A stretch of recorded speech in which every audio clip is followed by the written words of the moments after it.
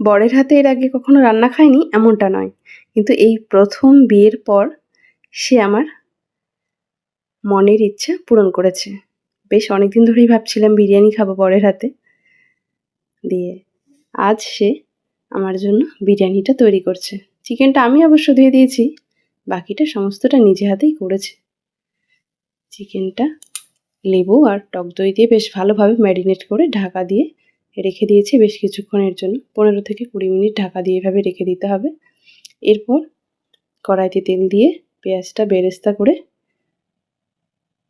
রেখে দিতে হবে। এরপর আলু দিয়ে আলুটা ভেজে নিয়েছে 30 মিনিট ধরে চালটা ভিজিয়ে রাখা হয়েছিল। এরপর ফুটন্ত জলের মধ্যে মশলাটা দিয়ে এর মধ্যে 1 চামচ ঘি দিয়ে চালটা দিয়ে দিয়েছে। চালটা বেশ ভালোভাবে নেড়ে চেড়ে 80% মতো কুক করে নিয়ে নামিয়ে রেখে দিয়েছিল। এরপর কড়াইতে তেল দিয়ে সেই তেলে ফোড়ন দিয়ে পেঁয়াজ কুচি ভেজে নিয়ে এর মধ্যে ম্যারিনেট করা চিকেনটা দিয়ে দিয়েছিল। চিকেনটা হালকা নাড়াচাড়া করে একটু ঢাকনা দিয়ে রেখে দিয়েছিল বেশ কিছুক্ষণ। ঢাকনাটা তুলে নিয়ে এর মধ্যে লবণ, হলুদ, কাশ্মীরি লঙ্কার গুঁড়ো, ধনে গুঁড়ো আর জিরে গুঁড়ো বেশ ভালোভাবে মিশিয়ে নিয়েছিল। মশলাটা বেশ ভালোভাবে জল দিয়ে একটু গুলিয়ে নিয়ে এর মধ্যে দিয়ে দিয়েছিল। এরপর আর কি এর মধ্যে আদা আর রসুন বাটা দিতে ভুলে গেছিল, কিন্তু তারপর পরে এটা মিক্স করে বেশ ভালোভাবে কষিয়ে নিয়ে এর মধ্যে জল দিয়ে ফুটিয়ে নিয়েছিল। চিকেনটা রান্না হয়ে গেলে কিছুটা চিকেন তুলে নিয়েছিল। এরপর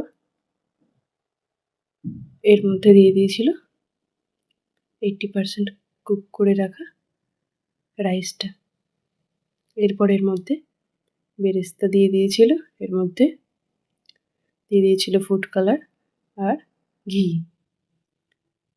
দিয়ে দিয়েছিল বিরিয়ানি মশলা। এরপর বিরিয়ানি মশলাটা দিয়ে আবারও আর একটা লেয়ার চিকেনের গ্রেভি আর আলু আর চিকেন দিয়ে বেশ ভালোভাবে এর উপরে আবারও আর এক লেয়ার রাইস দিয়ে দিয়েছিল।